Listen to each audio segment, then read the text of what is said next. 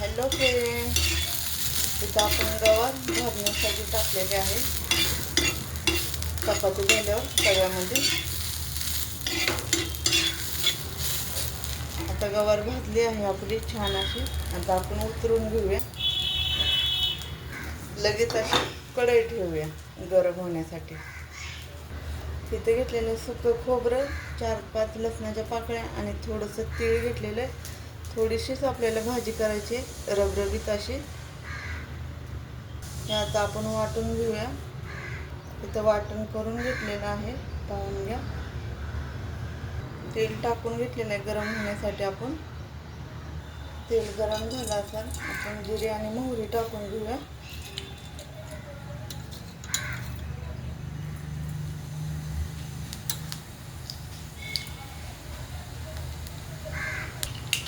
जिरे मोहरी छान असे तडतडले. लगेच आपण उभा चिरलेला छोटासा कांदा तो पण टाकून घेऊया.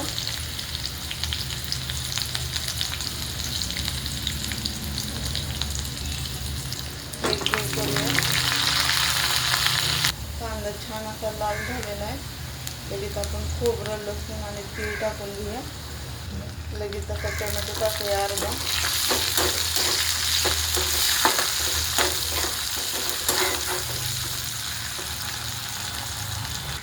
आता भाजलेले गवार टाकून घेऊया.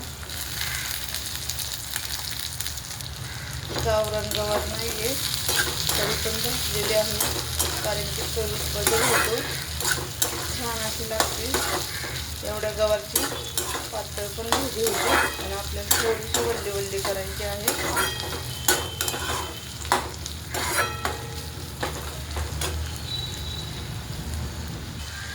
थोडासा गरम मसाला टाकते, हळद पावडर टाकते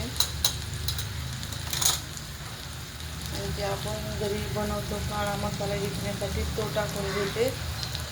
कोणाला हवा असेल तर नक्की ऑर्डर करा. कोथिंबीर पण टाकून घेते तेलामध्ये.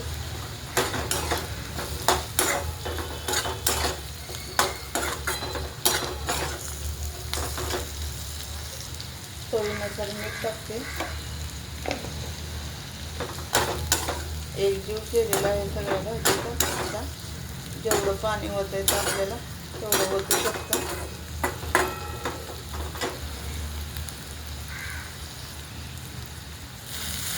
गरम पाणी ओतलं तरी चालतं. मी थोडंसं कोमट पाणी ओतलेलं आहे, मग असे चहासाठी ठेवलेलं होतं.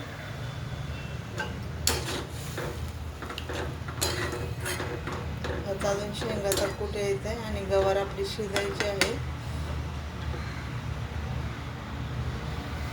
आपल्या मसाल्याचा कलर कसा आलेला आहे पाहून घ्या. खूप काळा पण नाही, खूप लाल पण नाही. गवार शिजायला खूप वेळ नाही लागत, कारण की गवार पहिले तेलामध्ये भाजून घेतलेले आणि परत कांदा टमॅटोमध्ये पण भाजलेले आहे. जे वाटण केलेलं आहे ते फक्त आता थोडीशी उकळी मारल्यावर आपण शेंगाचा कूट टाकूया. आपली भाजी उकळायला लागलेली. आपण झाकण ठेवून घेऊया थोडंसं गवार वापरण्यासाठी. आता आपण झाकण खोलूया. शेंगाचा कूट टाकून घेऊया.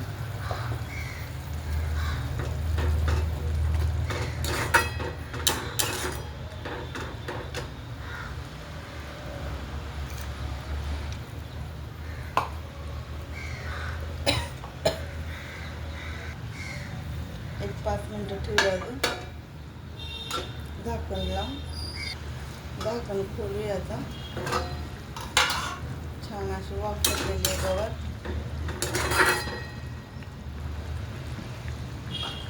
झालेलीच आहे आपली गवार. गवारची भाजी नक्की सांगा कशी झाली आणि तुम्हाला माझी पद्धत आवडते का ते पण कमेंटमध्ये सांगा. आवडली तर लाईक करा, शेअर करा आणि कमेंट करा. धन्यवाद.